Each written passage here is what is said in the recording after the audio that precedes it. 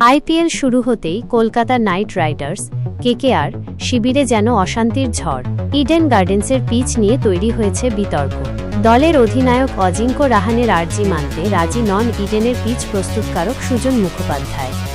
ঘটনার সূত্রপাত কেকেআরের ঘরের মাঠে প্রথম ম্যাচে রয়্যাল চ্যালেঞ্জার্স বেঙ্গালুরুর কাছে হারের পর।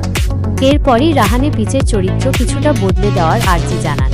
তিনি চেয়েছিলেন স্পিন সহায়ক পিচ হলে দলের সুবিধা হবে, কিন্তু সুজন মুখোপাধ্যায় স্পষ্ট জানিয়ে দেন, কারো দাবি মেনে তিনি পিচ তৈরি করবেন না। যতদিন তিনি দায়িত্বে রয়েছেন ততদিন পিচ বদলাবে না। এই ঘটনায় ক্ষুব্ধ হয়েছেন নিউজিল্যান্ডের প্রাক্তন ক্রিকেটার এবং ধারাভাষ্যকার সাইমন ডুল।